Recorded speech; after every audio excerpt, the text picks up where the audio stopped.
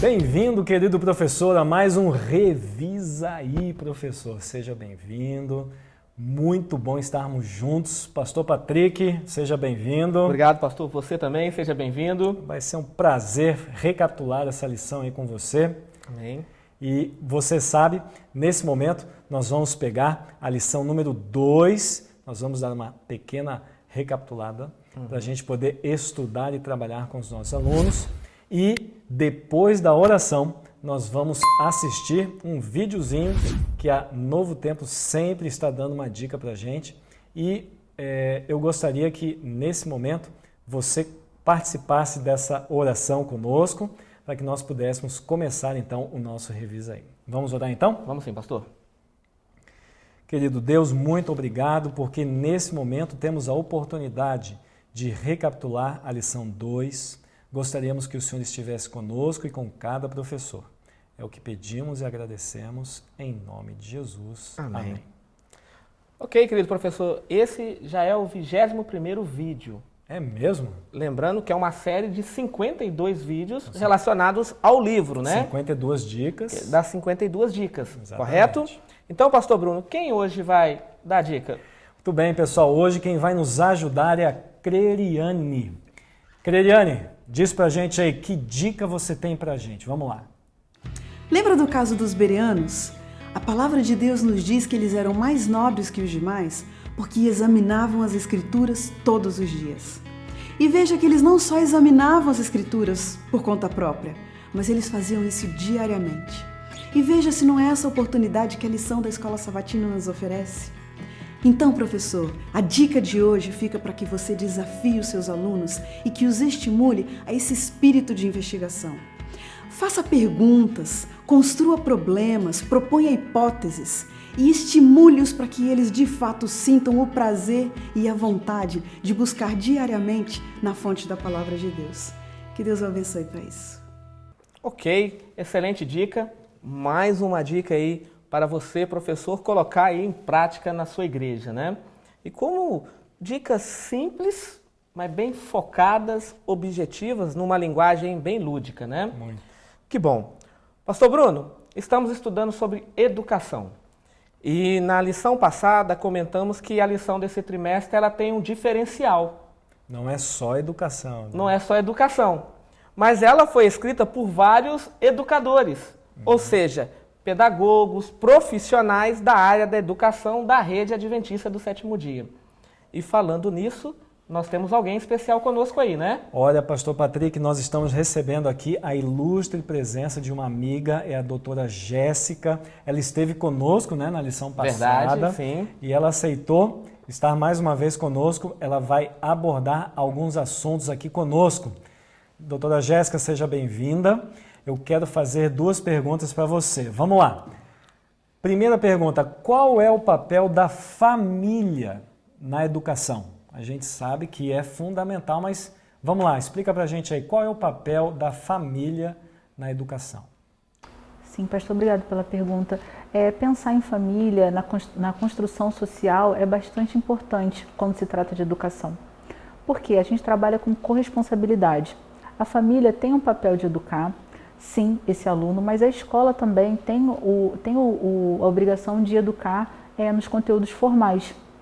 Né? Logo, o que acontece? Quando o aluno, no caso essa criança, né, ele é estimulado, ele é amado, ele tem de fato a afetividade em torno da sua formação, aí ocorre uma aprendizagem significativa. Obrigado, doutora Jéssica, foi muito legal. Mas a gente tem mais uma perguntinha aqui, ó. Como a afetividade familiar pode ajudar na educação da criança? Afinal, não basta ser pai, né? Aqui existe um elemento chamado afetividade. Tem importância? Qual é esse grau de importância? Quanto menor a criança, quanto maior? Vamos lá, doutora Jéssica, qual é essa importância? Tem uma frase que eu gosto bastante de citar quando me fazem essa pergunta, é que quando não tem afeto, nada me afeta. Então, o que acontece? É através da confiança, através do diálogo. Quando uma criança ela tem um lar que ela se sente amada, ela se sente respeitada, ela se sente integrada, quando ela vai, né, na sua primeira infância para a escola, ela aprende a ter empatia pelos colegas, ela aprende a respeitar o outro, né, ela aprende a ser resiliente. e consequentemente, ela será um adulto autônomo, crítico, reflexivo e com certeza com maior responsabilidade social e cultural. Ok, obrigada, doutora Jéssica, por participar conosco. De fato, aí tem corroborado, tem somado, né, com os nossos amigos e professores. E agora, entrando aí dentro da lição, o tema família. Interessante, pastor Bruno, falamos dos ataques que o livro de Gênesis sofre na lição passada. Capítulo 1, capítulo 11 é balela, história para boi dormir, do né? 1 a 11, do 1 a 11, né? Os católicos consideram que é mais simbólico do que literal. Justamente. Mas tem um outro problema agora também. O tema família. A família é muito atacada. Bombardeada e dia após dia. Tamanho é que, antigamente, poderíamos dizer que família é pai, mãe e filhos. Hoje, você já não pode usar muito essa nomenclatura aí, né? A Constituição tem mudado. Mas eu sei que eu tenho que caminhar de acordo com a Constituição enquanto ela não fere a doutrina bíblica. E Paulo é muito claro em dizer isso na sua carta aos Romanos, no capítulo 13, né? Então, inclusive, é pela família com estrutura bíblica que você tem uma sociedade mais, justamente, mais pulsante. E falando de sociedade, a escritora norte-americana Ellen G. White, ela escreveu um livro chamado Lar Ideal, que é o mesmo Lar Sem Sombra ou Lar Adventista, né? Legal. Ele tem 3 nomes aí. E no capítulo que fala sobre a importância da família na sociedade, olha o que ela escreveu. A felicidade da sociedade, o êxito da igreja, a prosperidade da nação depende de uma influência, a doméstica. Fundamental. O que ela está dizendo? Que tudo depende do lar. E essa não é só uma ideia cristã, uma ideia judia, muçulmana, hindu. O pessoal trabalha muito com isso daí. E falando de judeus, o Talmud reza o seguinte: aquele que ensina o seu filho, ensina o filho do seu filho. Inclusive, o verso para memorizar tem a ver com isso daí, né? Justamente, como diria a doutora Jéssica, né? Totalmente pedagógico, né? Aquele que ensina o seu filho, ensina o filho do seu filho. Ok. Qual é o verso para memorizar então, pastor Bruno? Então, Provérbios, capítulo 1, verso 8. Filho meu, ouve o ensino de teu pai e não deixes a instrução de tua mãe. Possivelmente, nós temos aqui uma referência ao 5º mandamento. Salomão ele está fazendo aqui um paralelo ao 5º mandamento, que diz: honra teu pai e tua mãe. São as primeiras figuras de autoridade. Justamente. Agora, sabe o que é interessante, pastor Bruno? A primeira tábua dos 10 mandamentos diz: não terás outros deuses diante de mim. A segunda tábua diz o quê? Honra teu pai, a tua mãe. A primeira tábua cobra reverência para com os pais. A segunda tábua, com a primeira lei, cobra reverência para os pais. A primeira é Deus. A primeira é com Deus. Com Deus. E a segunda? Com os pais. Com os pais. Interessante, né? Ou seja, nós temos aqui um pressuposto, né? Por mais que o ser humano não goste, ele tem na sua história, no seu desenvolvimento, um dever de prestar reverência a alguém. Justamente. A Deus e aos pais. E interessante que o próprio Deus diz: e é o único mandamento com promessa, né? Há uma promessa. E uma promessa, e muitos interpretam como uma vida longa, mas na realidade é uma vida com qualidade, para que se prolongue os teus dias sobre a terra, uma qualidade. Então aqui tem uma ordem. E você percebe que essa dinâmica aí familiar, ela há um desrespeito muito grande, porque hoje são os filhos que se assentam na cadeira do saber. São os filhos que hoje querem dizer o que o pai e a mãe têm que fazer.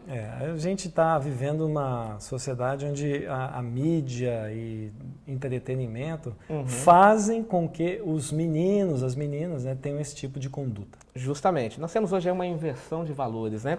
Outro dia uma mãe, em desespero, me procurou e disse assim: pastor, meu filho tem 6 anos. Mas pensa no menino que fala mentira, pastor.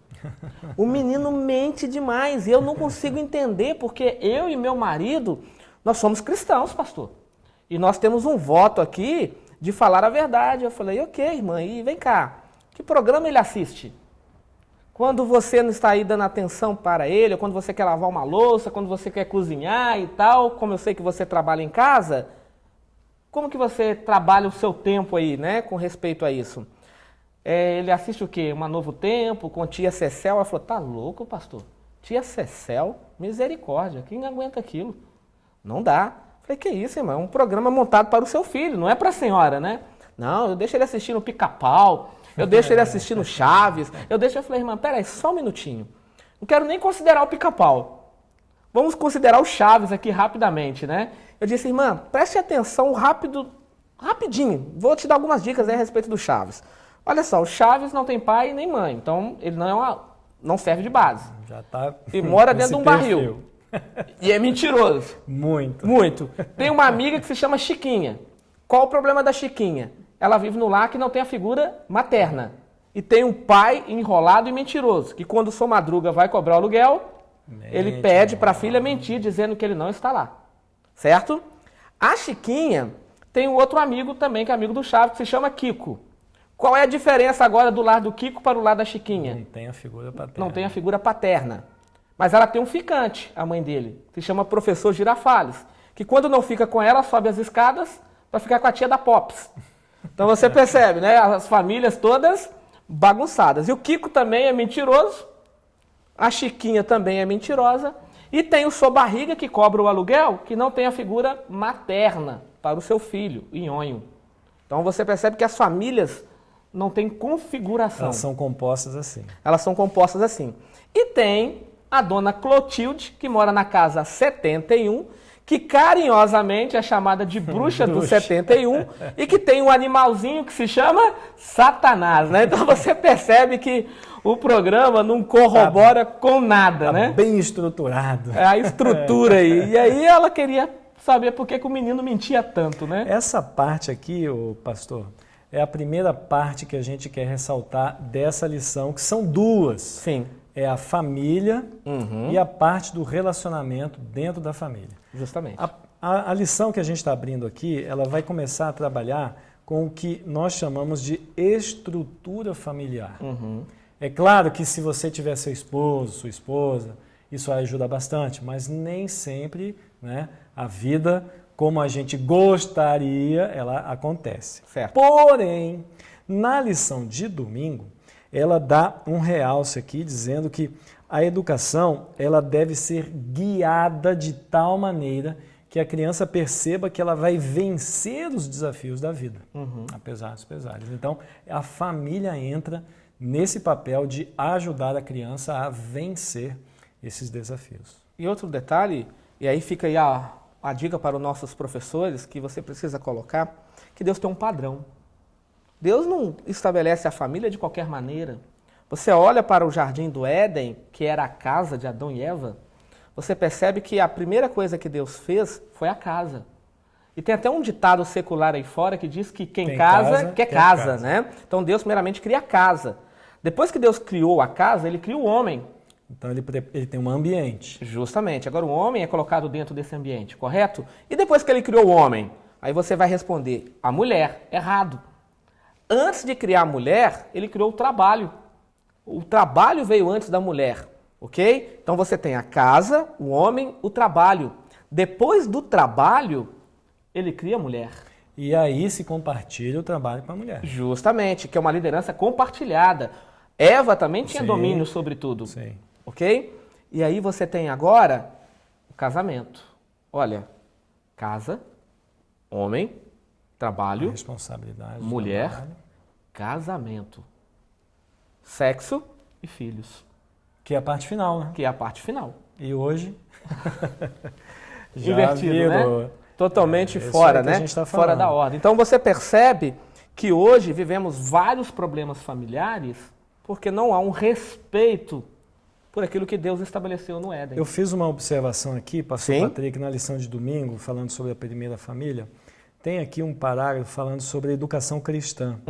E aí ele vai falar que a educação cristã, a família, né, cristã, ela vai tentar ensinar, né, a doutrina, ensinar a adoração, ensinar a instrução, companheirismo, evangelismo e serviço. Sim. Tudo isso é visto também na educação judia, na educação muçulmana e educação de outras tribos ou povos. Porém, Aqui é muito importante entender que na educação cristã tem o evangelismo. O evangelismo ele só pode ser ensinado quando Cristo não é apenas o nosso Salvador. Cristo é o nosso Senhor. Então é muito importante que nessa lição de domingo você possa ressaltar que Cristo tem que ser não apenas o Salvador dentro de casa, mas ele tem que ser o Senhor e o amigo. Aí a criança começa a entender qual é a identidade de Cristo e ela desenvolve a sua identidade. Sabe o que é interessante? Outro dia um pai me procurou e disse assim, pastor, quando que começa as classes de preparação para batismo na Igreja Adventista do Sétimo Dia? Falei, rapaz, começa quando seu filho nasce. Ele, como assim? Falei, não é a igreja que tem que preparar o seu filho para o batismo, é você. Quem preparou meus filhos foi eu. Eu que dei o estudo bíblico para a Júlia, eu que dei o estudo bíblico para o Giovanni, eu tinha a alegria de me assentar com eles e estudar a Bíblia. Essa parte cabe a mim, não cabe a um professor. Essa é a minha alegria. Né? Eu, como pastor, tive um privilégio que muitos talvez não vão ter. Eu entrei no tanque para batizar minha filha. Eu batizei minha filha, eu batizei o meu filho, então tive esse privilégio. Mas a função de preparar o filho para o céu não é do professor, não é do pastor. Primariamente não é. Justamente. Existem circunstâncias, mas primariamente a mesma coisa acontece com a educação. Com certeza. Os primeiros professores de um filho são os pais. Né? A gente não passa essa responsabilidade para outros. Justamente. Né? Isso aí é algo que eu não posso terceirizar, né? Não. Ok, pastor Bruno. Então, assim, que isso fique bem claro na mente aí dos nossos professores. O que estamos falando aqui está aí na lição de domingo. Beleza. Alguém certa vez disse também, pastor, que a vida é uma escola, né? E nós aprendemos aí dia após dia. E a lição da segunda-feira, ela vem falando de alguém que passou por uma escola de extrema importância. Opa, vai falar aqui. E esse alguém tem que ser escrito todo em letra maiúscula, que é Jesus Cristo, né? A gente sabe que existe hoje aí muitos filmes de Hollywood que enfeitam a infância de Cristo. Mas, biblicamente, temos pouquíssimas informações sobre a infância de Cristo. Muito pouco. Poucas. Mas as informações que temos, você percebe que era alguém que estava sendo educado por Maria. Tinha um foco. Tinha um foco. Eu acho que aqui a lição de segunda, embora ela fale sobre a educação de Jesus, ela tenta trazer a ideia de que a educação de Jesus parte não da igreja, parte não de uma sociedade, ela parte de uma mulher, Sim. que é Maria, sua mãe. E aqui deixa bem claro, né, o desejado de todas as nações, né? Ellen White, né, diz, ó, dos lábios, está aqui, após as perguntas, o segundo parágrafo, né, dos lábios dela, né, a mãe, e dos escritos dos profetas, ele aprendeu as coisas celestiais. Que coisa, né? É lindo isso aqui. E saber muito que bonito. Maria educou o Salvador do mundo. Saber que ela teve a alegria de preparar Jesus para a missão. Na cultura judaica, o papel da educação recai com mais peso sobre a mãe. Justamente. Sobre a mãe. Essa é a figura, né? Acho que vai até os 13 anos ali, né? O pai também tem seu aspecto, mas o pai, ele entende que a mãe ela vai ficar mais tempo com a criança, então eles mesmos já têm essa cultura. Não é à toa que o livro Orientação da Criança diz que quando chegarmos lá no céu, as mães serão coroadas como as melhores missionárias que o mundo conheceu, né? Com certeza. As melhores missionárias. Que alegria, né? Porque a mãe está educando alguém para a eternidade, né? A oração que sempre será ouvida, né? Justamente, a educação para uma eternidade. Fica aí a dica, viu, mamãe? Ok, aí nós temos texto aí como de Lucas, capítulo 1, verso 26, 38, 46, 55, Mateus 1, verso 18 até o verso 24, né? O nascimento de Cristo, a educação que Cristo recebeu. Aqui, professor, você pode trabalhar com a qualificação de José e Maria. Agora, vale ressaltar também que Maria, ela não compreendia completamente o ministério de Cristo. Ela não entendia. O que, por um lado, é até bom, né, pastor? Sim, porque isso a protegeu de sofrimentos futuros, antecipados. verdade. Para você não se atrapalhar. Verdade. Ok. Pastor Bruno, terça-feira, falamos aí de uma palavra-chave. Uma das mais importantes da lição, hein? Quero até dizer que é a mais importante, mas acho que quarta-feira talvez seja a mais importante. Eu digo para você que toda ela é importante, mas a gente vai olhando assim, nossa, que ponto, né? Aí chegamos, não, esse aqui é melhor ainda, né? É que na parte de quarta e quinta-feira a gente já começa para o nosso segundo ponto, né, que a gente quer ressaltar. Justamente. O verbo comunicar. A comunicação ela é fundamental no sentido de que desde as coisas mais simples, que não exige tanto conhecimento ou qualificação, até as mais exigentes, você precisa comunicar algum conhecimento para que aquilo possa acontecer. É interessante que o autor da lição, né, ou um dos autores, disse assim, em um sentido muito real, educação em qualquer nível é comunicação. Essa parte eu achei muito legal. Né? A educação, na realidade, ela é uma comunicação. Né? Ok. O problema que nós temos hoje relacionados aí à comunicação são chamadas aí de fake news, né? E como somos bombardeados aí com notícias falsas, né? Direto. E as mães, os pais, eles têm que ser os melhores comunicadores. Justamente. E é isso que a lição ela foi colocando. A lição deixou algo bem claro. Para se ter uma boa comunicação, tem que se ter também um bom relacionamento, né? Então não existe comunicação sem um relacionamento. Eu conversava com a doutora Jéssica, que tem contribuído conosco, e ela tem um TCC justamente nessa área, o TCC dela, a formação dela, e ela fala muito sobre essa comunicação, sobre esse relacionamento. Essa afetividade. E ela diz que o professor ele tem que ser além das paredes, né? Ele não tem que ficar preso somente ali dentro das paredes. Então você percebe como que vai muito amplo do que nós possamos imaginar, né? Bem além, né? Muito além. E agora como que nós podemos então, pastor Bruno, baseado aí no Salmo 37, verso 7, 9, Provérbios capítulo 10, verso 31, são os textos que estão aí na lição de vários, né? Sim. Como que nós podemos desenvolver fortes relacionamentos familiares? Muito bem. Então, professor, você percebeu que a gente deu uma mudada aqui. O primeiro ponto foi família.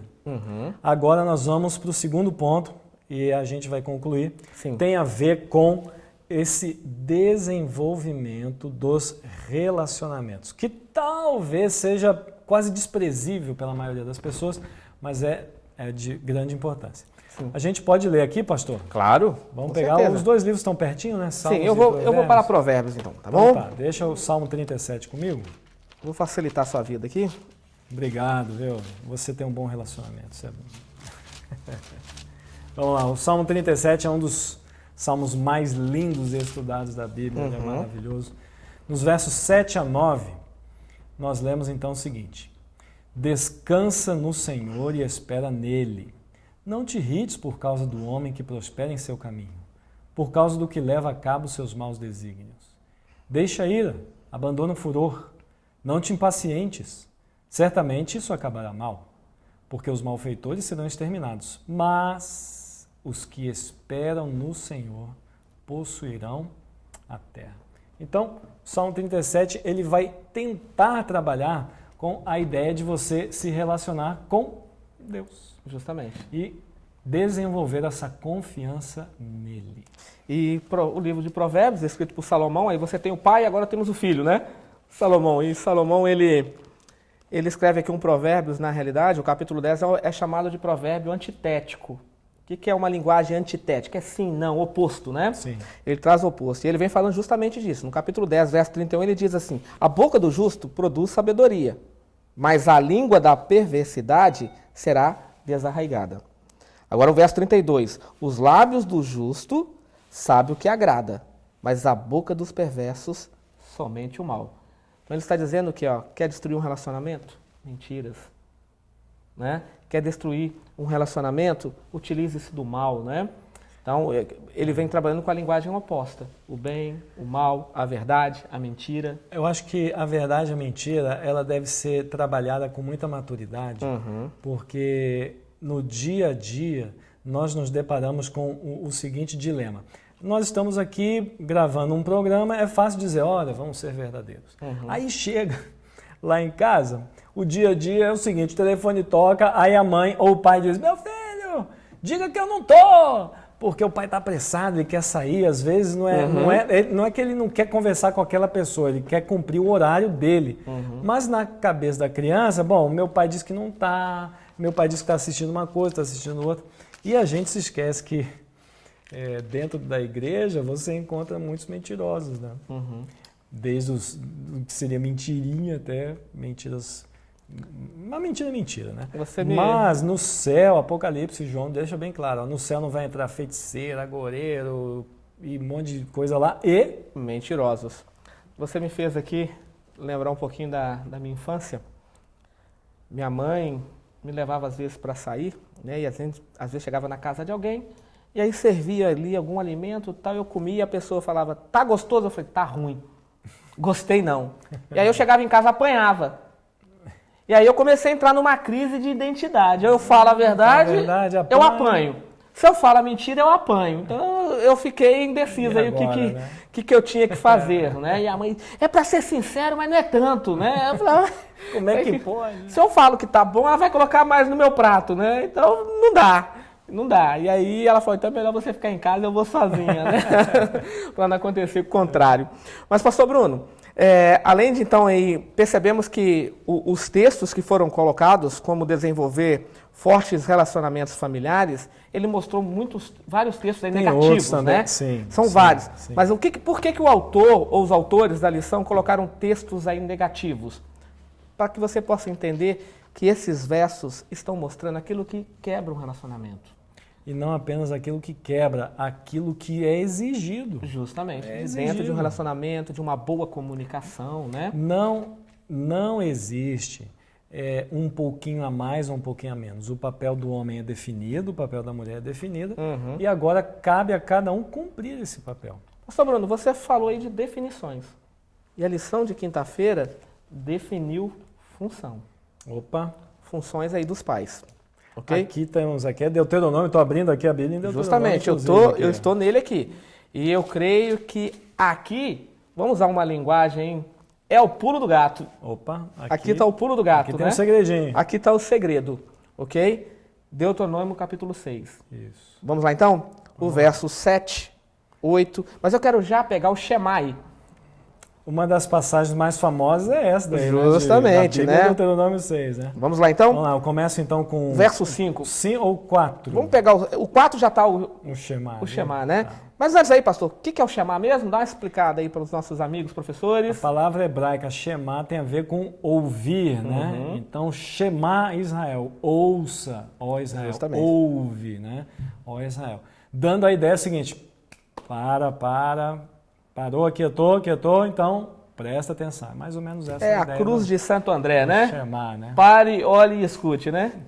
Ali. Então vamos lá, o verso 4. Ouve Israel, o Senhor nosso Deus é o único Senhor. Amarás, pois, o Senhor teu Deus de todo o teu coração, de toda a tua alma e de toda a tua força. Estas palavras que hoje te ordeno estarão no teu coração. Tu as inculcarás a teus filhos, e delas falarás assentado em tua casa, e andando pelo caminho, e ao deitar-te e ao levantar-te. Também as atarás como sinal na tua mão, e te serão por frontal entre os olhos, e as escreverás nos umbrais de tua casa e nas tuas portas. Continua? Não, tá ótimo aí. O que Deus está dizendo?